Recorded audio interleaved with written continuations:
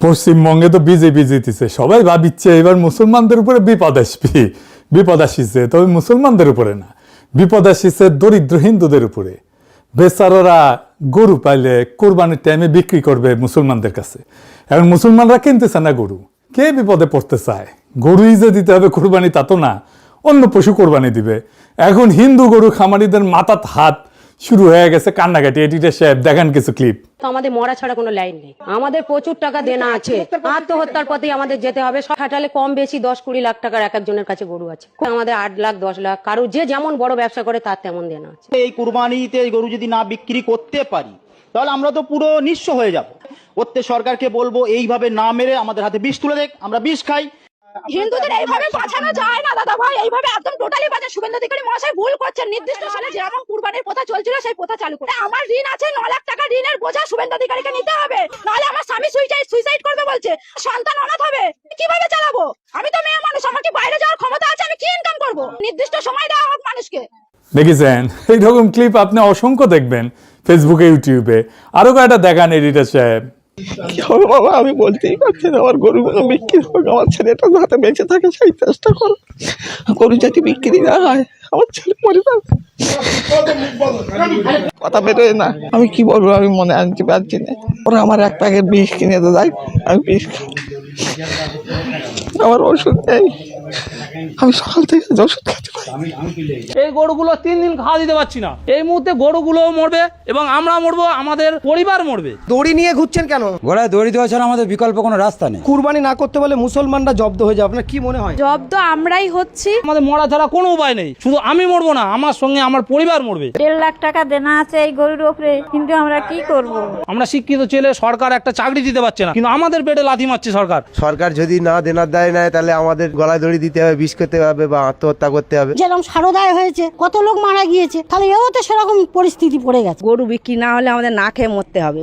আমরা কি করব? নবান্ন নিয়ে যেতে হবে, তাহলে সেখানে গিয়ে সামনেই বেঁধে দেবো আমরা। তো হিন্দু লোক আমরা তো সরকারি আমরা খুবই খুশি, খুবই আনন্দিত, কিন্তু হঠাৎ আমাদের পেটে লাথি বললে আমরা কোথায় যাব? গরু যদি আমরা ছেড়ে দিই সেটাও তো একটা লোকের ক্ষতি করবে, সে তো আমার সে দায়ী করবে।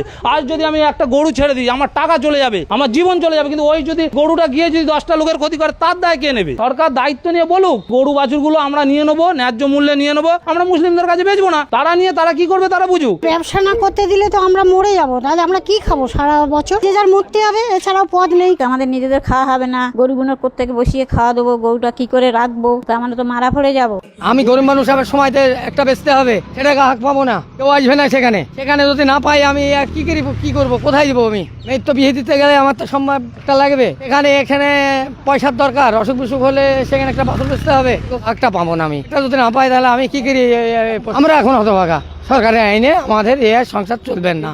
দেখেছেন এরা কিন্তু বিজেপিকে ভোট দিছে, নিজেরাই করছে বিজেপিকে ভোট দিছি। আমরা ভোট দিয়ে এনেছি সরকারকে এবং আশা ছিল ভুল, সেটা তো সরকার যা সিদ্ধান্ত নিয়েছে আমাদের তো মানে রাস্তায় বসে দিয়েছে, আমাদের কথা না ভেবেই এমন সিদ্ধান্ত নিয়েছে। যদি অন্তত একটা বছরের জন্য যদি ছাড় দিয়ে যদি কোনো আইনের মাধ্যমে আসতো যে পরের বছর আমরা নামতাম না, কিন্তু আমাদের ঠিক মানে বেচা কেনার সময়টাই বন্ধ হয়ে গিয়েছে। ভোট দিয়া নিজেরাই ধরা। দেখেছেন, ধরেন এখন কেউ কইলো যে আমি এটা খামু না, খাওয়া দাওয়া তো রুচির ব্যাপার, ছোটবেলা থেকে গরু না খাইয়ে থাকলে তো হুট করে কেউ খাইতে পারবে না, কিন্তু আমি কাউরে খাইতে দেব না এটা কি বলতে পারি? আর একজন খাইতেছে, তুমি তো খাইতেছো না। বিজেপি কি সারা দুনিয়ায় গরু খাওয়া বন্ধ করতে পারবে? বন্ধ করবে কি? সে তো সারা দুনিয়া এক্সপোর্ট করে, 3rd হইছে ওই এক্সপোর্টে সারা দুনিয়া। মামা আমি 3rd হইছি, কিন্তু নিজের দেশে মুসলমানদের খাইতে দেবে না। কেমন যাওয়া দেখেন, কেমন বন্যামি। যাই হোক, এই যে গো হত্যা নিয়ে বিজেপি ধর্মযুদ্ধ শুরু করলো, এটার ধর্মীয় কোনো শক্ত বিধান কি হিন্দু ধর্মে আছে? গরু হত্যা বা গো হত্যা কি হিন্দু ধর্মে অপরাধ? আসেন এটা একটু বুঝে দেখি। হিন্দুদের ধর্মগ্রন্থ কিন্তু 2টা, পবিত্র ধর্মগ্রন্থ 2টা, বেদ আর উপনিষদ, কোরআন আর হাদিসের মতো আর কি। বেদে গরুকে বলা হয়েছে অজ্ঞা, মানে যাকে হত্যা করা উচিত না। কিন্তু আপনি যদি বেদ আরো গভীরভাবে পাঠ করেন, বিশেষভাবে ঋগ্বেদ আর সংস্কৃত যদি জানেন ভালোভাবে, তাহলে দেখবেন কেস করে খারাপ। দেখবেন এই বিজেপির মূর্খতা কিছুই বুঝে নাই। আসলে হিন্দু ধর্মে গোহত্যা নিয়ে কি বলা আছে আমরা গভীরে যায় দেখবো, মজা আছে কলে। এই বিষয়টা আলাপ করার আগে একটা ইতিহাস আমাদের জানতে হবে, না হলে বিষয়টা বোঝা যাবে না গভীরে যায়। গল্পের মতো কইরা বলবো, বোরিং লাগবে না, অনেক নতুন জিনিস শিখতে পারবেন। আমাদের অঞ্চলে সবচেয়ে প্রাচীন সভ্যতা ছিল সিন্ধু সভ্যতা। পাকিস্তানের সিন্ধু উপত্যকায় এই সভ্যতার জন্ম। হিন্দু নামটা কিন্তু আসছে এই সিন্ধু থেকেই, মানে ইরানিরা সিন্ধুকে হিন্দু বলতো, ইরানিরাই নাম দিছে হিন্দু। পারস্যরা, সংস্কৃতে অনেক শব্দ যা দন্তস্ব দিয়ে শুরু, তাদের উচ্চারণ হ হইতো আর কি পার্সিয়ানে। যেমন সপ্তাহ, এটা আসছে সংস্কৃত থেকে, সপ্ত অহ বা 7 দিন, অহ মানে দিন, অহর্নিশ শুনছেন না, এটা সংস্কৃত মানে দিন রাত্রি। পার্সিয়ান ভাষায় সপ্তাহ হইতেছে হপ্তা, আমরা হপ্তাহ ইউজ করি, কিন্তু হিন্দুরা অসুর বলে না, অসুর ওই যে দুর্গা, মা দুর্গার সাথে থাকে অসুর, সেটা পারস্যে বলে আহুর। আহুর মাজদা পার্সিয়ানদের দেবতা ছিল, প্রাচীন পার্সিয়ানদের। যাই হোক, এই সিন্ধু সভ্যতা সম্পদের প্রাচুর্যে ভরা ছিল। দারুণ নগর, পানি ব্যবস্থাপনা, সেচ, বাঁধ, ড্রেন, এইসব দিয়ে একদম আধুনিক নগরের প্রতিচ্ছবি ছিল। সিন্ধু উপত্যকায় ছিল 7টা নদী, আমাদের পূর্বপুরুষেরা বলতো সপ্ত সিন্ধু। সপ্ত সিন্ধুর অঞ্চল ছিল কাশ্মীর, পাঞ্জাব, সিন্ধু, আফগানিস্তানের কিছু এলাকা। এই সপ্ত সিন্ধুর নাম ছিল সিন্ধু, বিতস্তা, সেনাব, রাবি, বিয়াস, সতলেজ আর সরস্বতী। হইল 7টা। আচ্ছা, এই নদীগুলো এতই বেগবতী ছিল যে প্রাচীন মানুষের কাছে ছিল সাগরের মতো। আমরা এই 7 সাগরের ওপারে জগৎকে আলাদা জগৎ বলে মনে করতাম। একটা গান আছে না, শুনেছেন না, ওই যে আমি 7 সাগরের ওপার হতে তোমায় দেখেছি, আর মন ভ্রমর আর কাজল পাখায় ছবি এঁকেছি। ভালো গান আছে তো, আমি 7 সাগর পাড়ি দিয়ে কেন সৈকতে পড়ে আছি। তো ওইখানে ওই সিন্ধুর কৃষিতে ছিল আধুনিক সেচ ব্যবস্থা, এই জন্য প্রচুর বাদ দেওয়া হয়েছিল নদীতে, তার শাখাতে। একদিন সেই সভ্যতা ধ্বংস হয়ে গেল। কেন ধ্বংস হয়েছিল জানেন? বাঁধের পর বাদ দিয়া নদীগুলোর গতিপথ পরিবর্তন করার ফলে পরিবেশের বিপর্যয় হয়েছিল। বারে বারে ভয়াবহ বন্যা হয়ে ধ্বংস করে দিল এই সভ্যতা। প্রকৃতির প্রতিশোধ এমনই নির্মম আর নির্দয় হয়, বুঝিসাও? তো এই বন্যা যখন চলতে থাকে তখন সিন্ধুর শাসকদের বিরুদ্ধে বিদ্রোহ হয়। কৃষকেরাই করে বিদ্রোহ। এই বিদ্রোহের নেতৃত্ব দেয় ইন্দ্র। এই ইন্দ্রকে হিন্দুরা দেবতা মানে। ইন্দ্রর কাজ ছিল বাঁধগুলোর লোকজন নিয়ে যা ভেঙে দেওয়া। ওই বাঁধ ভাঙার সময় লেখা হয় ঋগ্বেদ, হিন্দুদের প্রধান ধর্মগ্রন্থ। ঋগ্বেদে বাঁধ ভাঙার গান। রবীন্দ্রনাথের গান আছে না, বাঁধ ভেঙে দাও, বাঁধ ভেঙে দাও, বাঁধ ভেঙে দাও, ভাগো। এইটা ঋগ্বেদের গান। আমরা এই প্রসঙ্গে পরে আসব। বাঁধ ভাঙ্গাও সিন্ধু সভ্যতাকে বাঁচানো যায় না, তো সিন্ধু ধ্বংস হয়ে গেল। সিন্ধুর নিরাশ্রয় উদ্বাস্তু মানুষ চলতে চলতে চলতে চলতে আইসা পৌঁছলো সরস্বতী নদীর তীরে। বিশাল আর বেগবতী নদী সরস্বতীর তীরে আবার নতুন করে গড়ে উঠতে থাকলো সভ্যতা। সরস্বতীর তীরে নতুন করে বসতি গড়া মানুষের কাছে সরস্বতী আর নদী থাকলো না, একজন দেবী হয়ে উঠলো। এই নদী সরস্বতী, বিদ্যার দেবী সরস্বতী হয়। আজকার ওইদিকে না যাই, যাই হোক, কিন্তু একদিন এই সরস্বতীও শুকায় যায়, হারায় গেল জলস্রোত। আবার শুরু হইল উদ্বাস্তের যাত্রা। আমাদের কালেকটিভ মেমোরিতে জল জল করতেছে 2টা সভ্যতার ধ্বংস।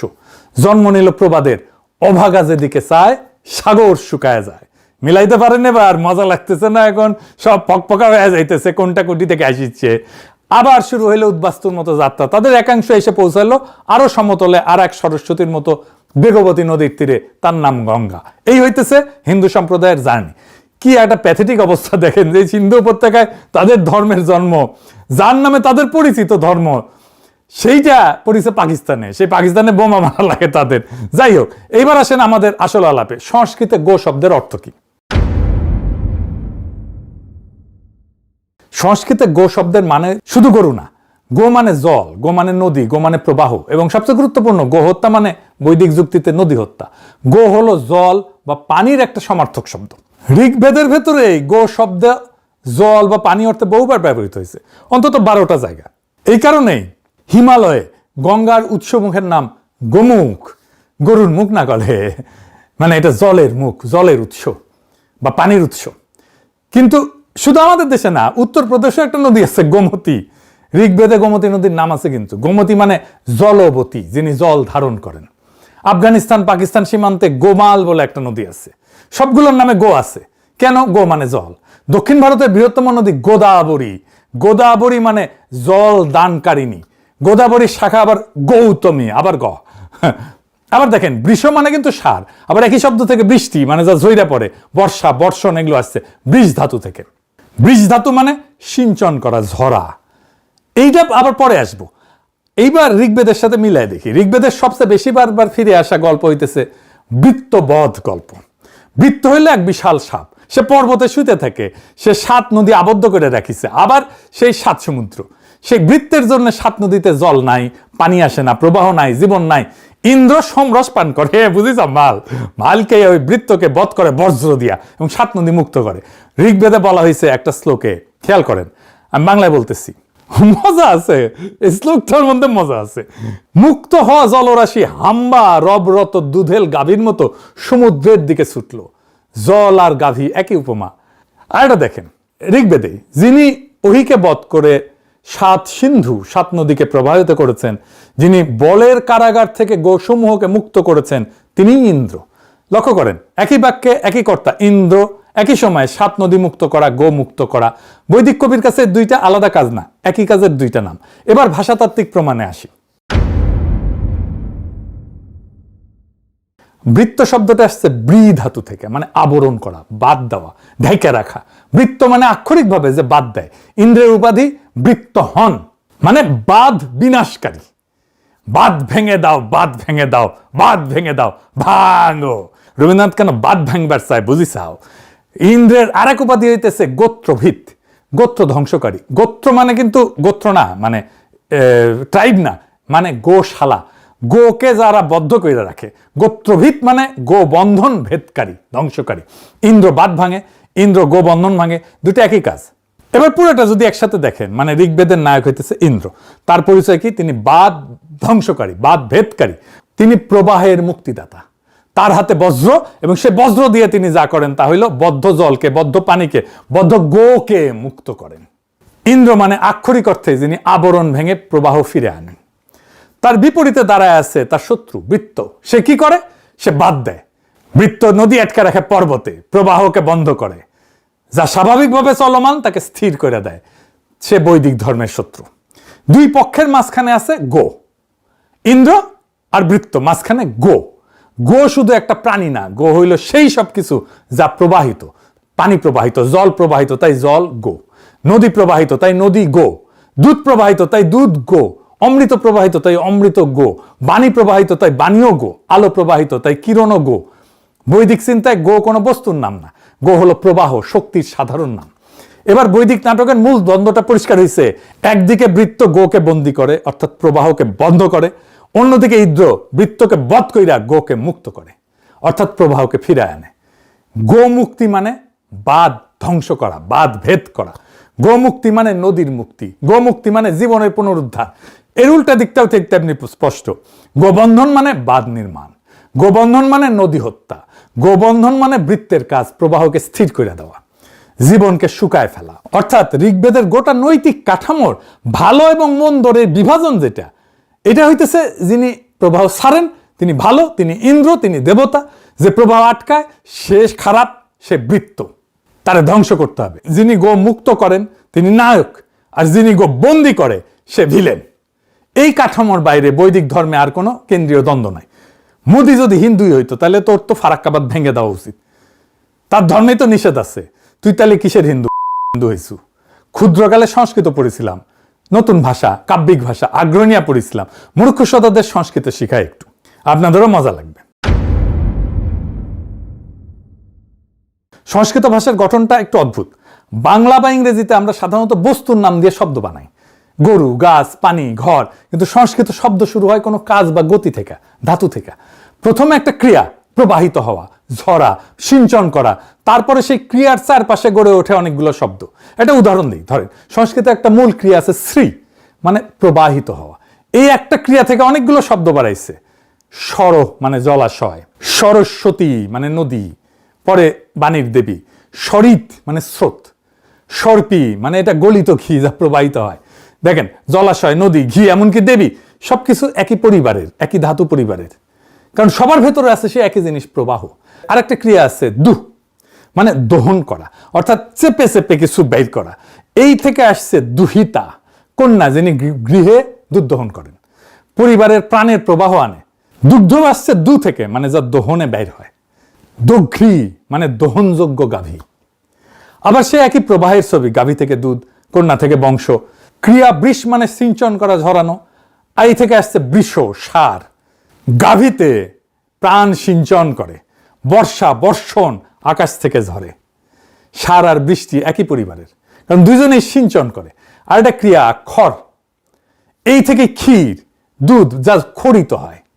খড় মানে ক্ষরণশীল, নশ্বর, যাতে খড় যেটা চুয়ায় চুয়ায় চুয়ায় চুয়ায় পড়ে। অক্ষর, অক্ষর যা খরিত হয় না, অবিনশ্বর, তাই শব্দ বর্ণমালা অক্ষর।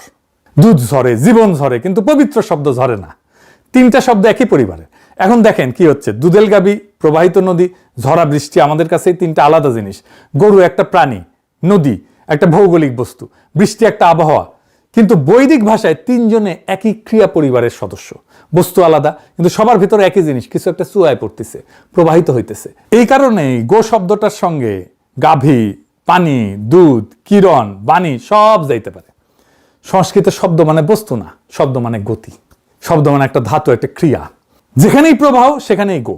বৈদিক ঋষিরা দুনিয়াকে দেখছেন প্রবাহের চোখ দিয়ে। তারা ভাবেননি যে এটা একটা গরু, ওটা একটা নদী, এটা একটা ফোঁটা বৃষ্টি। তারা ভাবছেন সবার ভিতরে একই জিনিস চলতেছে, জীবন চলতেছে, প্রবাহ চলতেছে। তাই প্রবাহের নাম গো। গো যার অর্থ অসংখ্য, তাকে শুধু একটা প্রাণীতে সংকুচিত করা মানে গোটা বৈদিক দর্শনের, বিশ্ব দর্শনকে খারিজ করে দেওয়া। সাওয়ে আল্লাহ মূর্খ সদা মোদির কাছে এর চাইতে বেশি কিছু আশা করা তো যায় না। ধর্মকর্ম করা তো ভালো কাজ, কিন্তু সে তো ধর্মকর্ম করতে আসে নাই, সে আসছে মুসলমানদের ইন্ডিয়া থেকে খেদাইতে। এইটা সবসময় দুই ধারি করাতের মতো, একদিকে কাটে না, শুধু দুই দিকেই কাটে। বাংলাদেশে একটা কথা আছে না, হুই না মুসলমান, এরা হইতেছে হুই না হিন্দু। তো তোমাদের এখন কোন কোন জায়গায় ব্যথা গো? বান্ধবী ললিতা, মোদিরে তো ভোট দিছ, বিজেপিরে ভোট দিছ, আর মারা খাও। বুঝলে তো, যে ইন্দ্রের গান গাইয়া ঋগ্বেদের শুরু, সেই ইন্দ্র যাদেরকে বধ করতে আসছিল তারাই আজকে মন্দিরে বসে গদা ঘুরাইতেছে, ক্ষমতায় বসে গদা ঘুরাইতেছে। আর সেই বৃত্তকে ভোট দিয়া আজকে পশ্চিমবঙ্গের দরিদ্র খামারিরা চোখের পানিতে গোয়াল ভাসাইতেছে। সে কান্দিতেছে, কিন্তু কাইন্দা লাভ নাই। সে নিজেই নিজের পায়ে কুড়াল মারিছে, বাইসানিছো নিজেরাই, এখন মারা খাও।